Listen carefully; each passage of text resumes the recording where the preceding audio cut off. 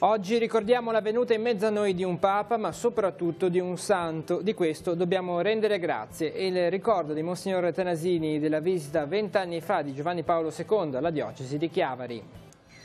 Onorare sempre i genitori, mai insultarli. Il richiamo di Francesco all'udienza generale, continua la catechesi del Papa sui 10 comandamenti. Lei vi ha celebrato la patrona, Nostra Signora della Guardia. Alla Madonna ha affidato la protezione dal rischio di individualismo e di una fede superficiale, commemorati i caduti di tutte le guerre. Ripartono i corsi dell'Uni3 a Lavagna, l'Università delle Tre Età, come obiettivo la formazione continua attraverso l'interazione tra persone di diverse generazioni. Metti in circolo il tuo cuore, in tanti alla biciclettata promossa da Avis e Fiab Tiguglio, una pedalata da Chiavari a San Colombano Certenoli per promuovere la donazione di sangue e uno stile di vita sano.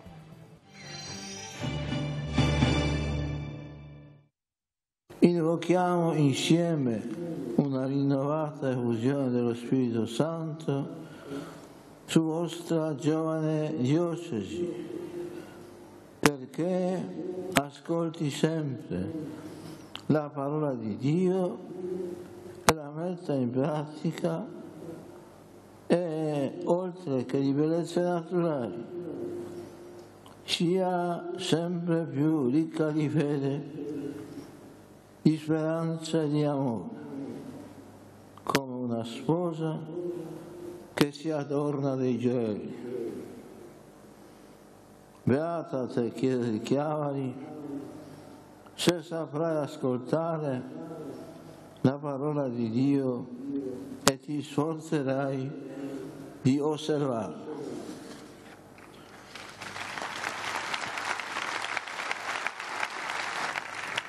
Possa tu essere il giardino di cui parla il profeta Isaia. Il Signore Dio faccia germogliare in te la giustizia e questo ti valga la lode davanti a tutti i popoli. Sia lodato Gesù Cristo.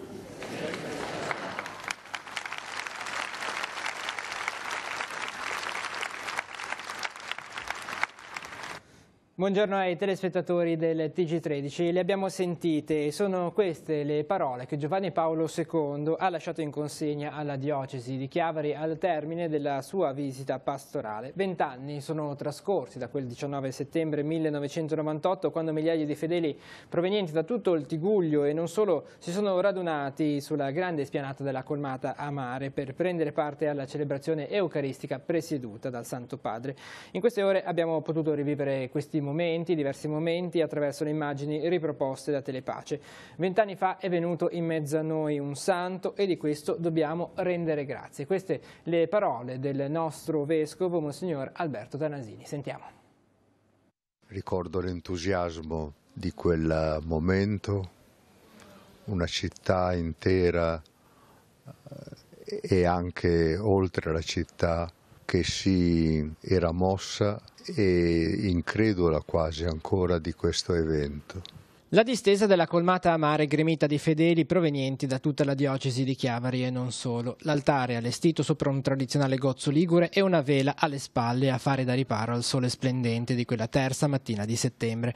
Così il 19 settembre del 1998 il Tigullio si stringeva attorno a Giovanni Paolo II nella celebrazione eucaristica che concludeva una 2 giorni di visita pastorale intensa e toccante. A 20 anni di distanza risuona ancora vivo l'invito del Santo Padre ad ascoltare la parola di Dio e metterle in pratica, ad essere giardino in cui far germogliare la giustizia e a custodire i luoghi della devozione mariana sparsi su tutto il territorio insieme alle diverse realtà espressione di una fede viva e radicata. Oggi ricordiamo i 20 anni della venuta in mezzo a noi di un santo, ha sottolineato il vescovo Monsignor Alberto Tanasini, che ha ricordato come il merito di questa visita sia da attribuire all'allora pastore della diocesi, Monsignor Alberto Maria Carreggio. Per questo il sentimento che oggi ci deve guidare è quello della gratitudine. Questo è un dono ulteriore, perché un santo porta qualcosa di più ancora che quello del della sua autorevolezza, della sua personalità, ci porta un dono di grazia. E allora oggi penso che sia l'occasione per ringraziare ancora del dono che abbiamo ricevuto. Un richiamo, quello di Giovanni Paolo II, che in questi anni ha accompagnato il cammino di fede della diocesi di Chiavari. L'impegno per una nuova evangelizzazione da lui rilanciato si è fatto concreto nei diversi momenti di confronto vissuti durante i convegni diocesani che si sono susseguiti nel tempo e che si rinnoverà anche quest'anno, il prossimo 28 settembre. Un'occasione in più per riscoprire i frutti e le grazie che il Papa dei Giovani ha donato alla terra e ai fedeli del Tigullio. Il Papa richiese questa forza e impegno di nuova evangelizzazione e noi col nostro convegno vogliamo continuare il lavoro iniziato con i tavoli e con le linee pastorali in modo da rispondere a questa esigenza. E continua la possibilità che Telepace dà di rivivere quei momenti. Su Telepace 3 in questi giorni abbiamo visto ora per ora le diverse tappe della visita del Papa Giovanni Paolo II a Chiavari. Questo pomeriggio alle 15 su Telepace 3 al canale 115 ci sarà così modo di rivivere la cerimonia di congedo, la partenza di Giovanni Paolo II da Chiavari. Questa sera poi alle 21:30 su Telepace 3, sempre al canale 115, verranno riproposte le testimonianze raccolte proprio durante quei giorni di 20 anni fa. Il Papa adesso, per avere una vita felice bisogna onorare i genitori. È la strada che stamani Francesco ha indicato nella catechesi all'udienza generale in piazza San Pietro. La riflessione si è incentrata sul quarto comandamento: onora tuo padre e tua madre. Un comandamento legato appunto ad una promessa, quella di vivere una vita lunga e felice. Con Gesù infatti le ferite dell'infanzia possono diventare delle potenzialità, come è stato per tanti santi. Il Papa ha esortato dunque a riconciliarsi con la propria vita, non chiedendo più perché, ma per quale missione Dio mi ha forgiato attraverso la mia storia.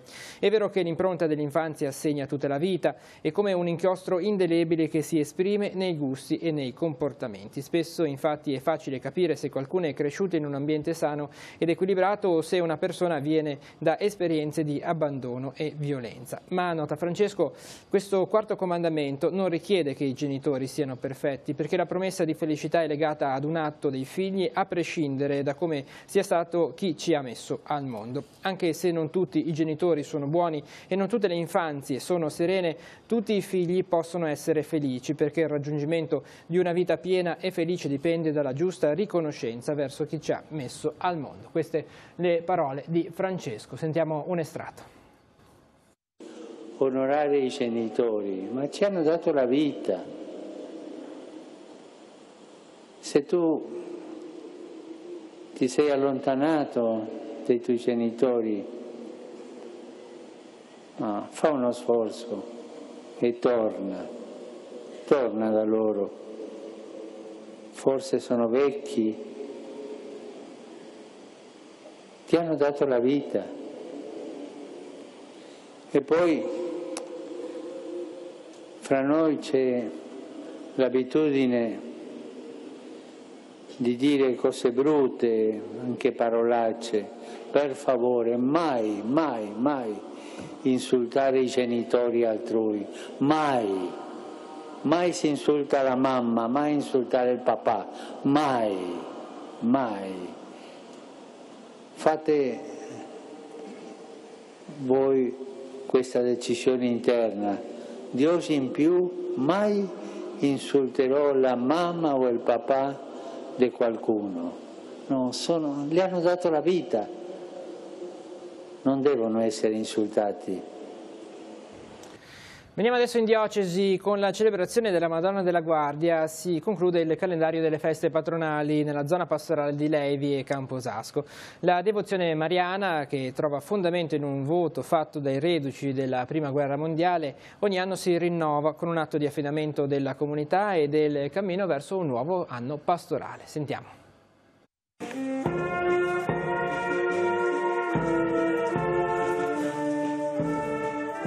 La festa della Madonna della Guardia Levi è sempre un momento gioioso di incontro in un paese per sua natura sparso. Lo testimoniano amici d'infanzia che, seppur con ruoli istituzionali mutati nel tempo, mantengono questo legame di fedeltà all'amicizia e alla comune devozione mariana. 2 del 51, ci tengo a precisare, qui manca Battista che sarebbe il terzo, i 3 autoctoni del comune di Levi.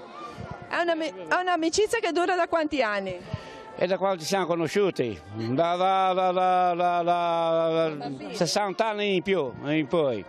I preparativi materiali della festa sono portati avanti da un gruppo di massari di anno in anno rinnovato, pur con presenze che danno continuità all'operato. L'impegno dei massari è sempre intenso perché ci siamo sempre pochi, diciamo, e quindi lo facciamo spesso sempre gli stessi. È andata bene, soprattutto il tempo ci ha assistito e mi sembra che la partecipazione sia stata buona, diciamo. L'evento centrale dei festeggiamenti è rappresentato dalla processione. La statua che richiama la manifestazione di Maria sul Monte Figogna è preceduta dal crocifisso ligneo della parrocchia. Faceva parte prima dell'oratorio che c'era anche qua a San Rufino e sono 3 crocifissi, di cui uno è qua sull'altare, uno è conservato in sacrestia e il più grande è questo qua, fatto però è il più recente rispetto a questi qua che sono sull'altare. La caratteristica è che l'immagine è fatta in Trentino, era stata commissionata e poi i cantonali così erano fatti da scultori della zona. Nel giorno della festa la liturgia è stata guidata da prete Rinaldo Rocca che, facendo riferimento al ruolo di guardiana, ha evidenziato le insidie da cui Maria oggi deve proteggere il popolo dei fedeli.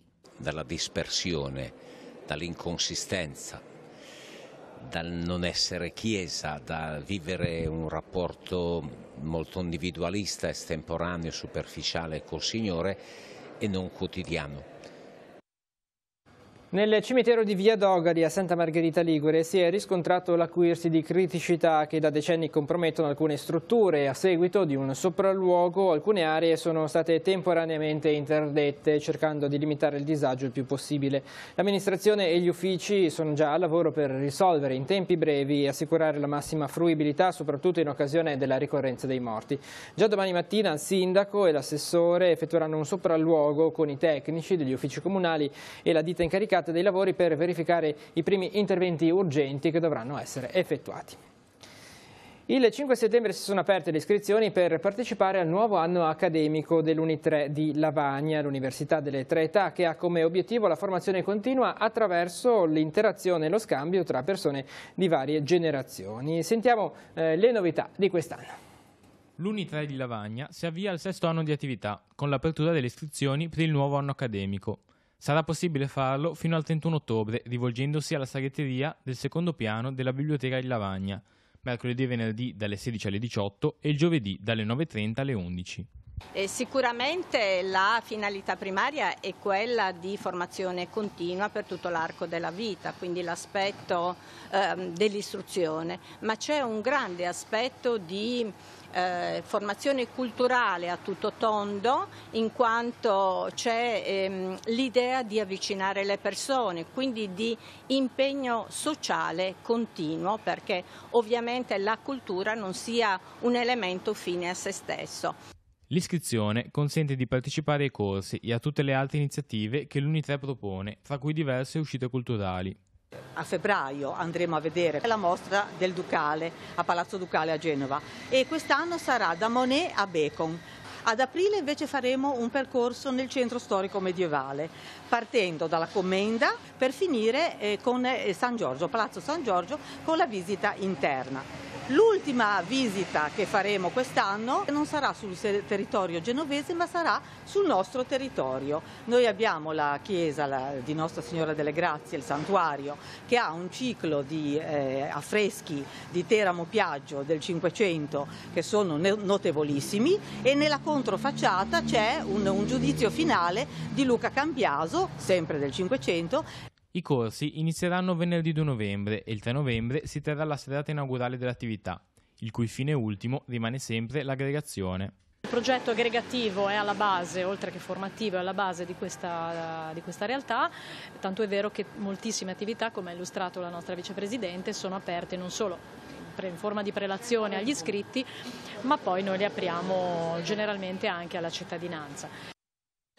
Si intensifica la presenza della mosca olearia, in particolare nella zona costiera e nel primo entroterra, in località al di sotto di 100 metri sul livello del mare. Qui, consiglia l'osservatorio della cooperativa Alivicoltori Sestresi nel suo bollettino, l'infestazione attiva ha superato la soglia di intervento per queste zone ed è consigliato un secondo trattamento con prodotti larvicidi. Nelle zone di primo entroterra a quote superiori ai 100 metri sul livello del mare e in tutte le altre zone dell'entroterra, la Val Graveglia, la Val Fontana Buona e Mezzanego, l'infestazione è presente ma ancora sotto soglia.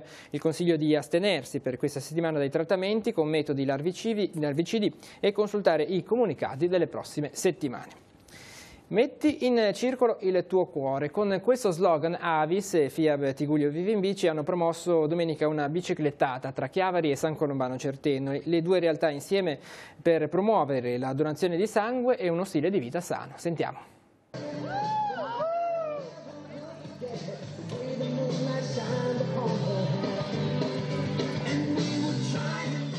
Vediamo bambini, famiglie, insomma tutte le età. La manifestazione cerca proprio di attirare le famiglie, le persone di ogni età, insomma, anche perché lo scopo è quello di promuovere la donazione di sangue in primis e la salute di tutti, quindi anche la FIAB che collabora con noi organizza delle attività per promuovere la bicicletta come strumento per la salute.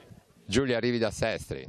Sì, sono dell'Avis di Sestri Levante, veniamo qui, partecipiamo a una bella esperienza comunque. Sei donatore da quando? Più o meno da 2 anni, 2 giorni dopo che ero maggiorenne sono venuto a donare, ho 9 donazioni. Come hai scoperto l'Avis? Qual è stata la molla che ti ha fatto donare il sangue? Un po' perché i miei ci sono da sempre lì nel giro e quindi sono venuto. Anche i medici in campo? Certo, direi in pista perché bisogna difendere l'ambiente, oggettivamente fa bene a tutti, è piacevole questa bella iniziativa di FIAB dei ciclisti, diciamo, del Tigullio, secondo me è importantissimo sostenerla e dobbiamo difendere gli spazi poco aggressivi e molto sani come quello del pedone, del ciclista, di chi in realtà anche disabile ha bisogno di spazi, ha bisogno di circolare. Ecco, io penso che sia un'occasione buona per risostenere, pensare e sperare che l'anno prossimo tutto questo possa essere molto più consolidato. Questa è la speranza che auguro appunto ai miei amici e compagni di pedalata.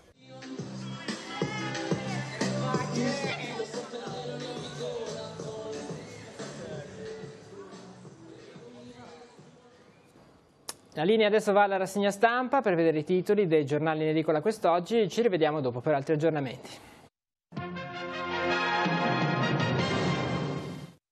Sinodo più aperto, Chiesa in ascolto, questo è il titolo di Avvenire, un ruolo maggiore ai laici, un potere deliberativo, la Costituzione Apostolica Episcopalis Communio rinnova struttura e compiti, il Papa ai giovani, la sessualità è un dono di Dio, sacerdote italiano rapito in Niger da gruppi jihadisti, il missionario padre Pierluigi Maccalli, forse già portato in Burkina Faso. E poi pressing su Tria, ministro serio, i soldi li trova, reddito di cittadinanza, Di Maio è sferzante.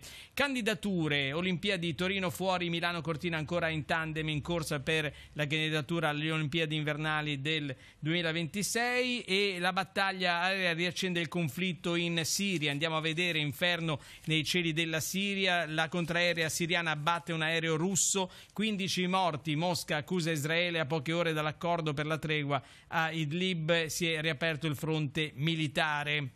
Andiamo sul secolo XIX, 2 commissari di decreto rivisto, passi in avanti nelle scelte per Genova, vertice a Palazzo Chigi con il governatore Toti e Bucci, tempi e risorse ancora i nodi risolti, e resta Toti come commissario dell'emergenza, ma ancora decisione comune su chi seguirà la ricostruzione, va ancora chiarito il ruolo della società Autostrade. E sotto Ansaldo Energia e Ilva, la turbina che spinge la città, poi Lega Procura, ecco l'accordo, la sede storica come garanzia a caso fondi, rate da 100.000 euro per la Lega.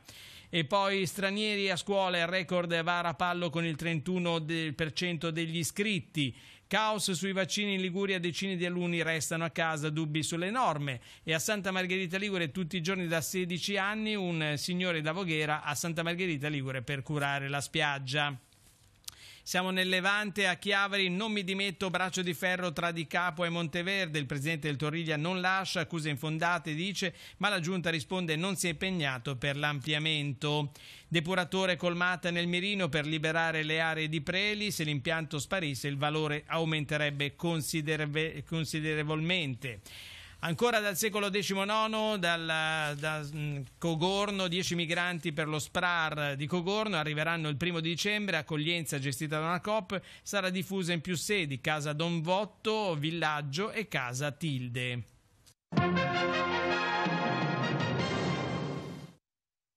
Per gli altri aggiornamenti andiamo in redazione con Giacomo Rizzi.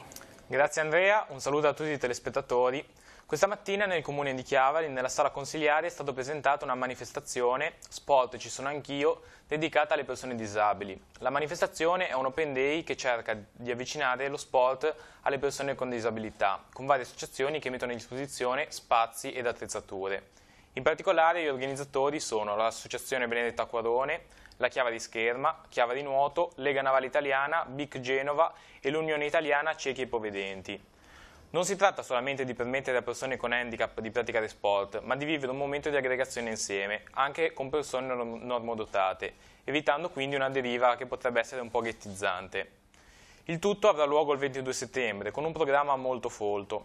Alle 9 vele e canottaggio nel porto di Chiavari con la Lega Navale. Alle 11:15 appuntamento con la Chiavari Nuoto nella piscina comunale. Alle 12 il pranzo insieme al centro Benedetta Acquarone.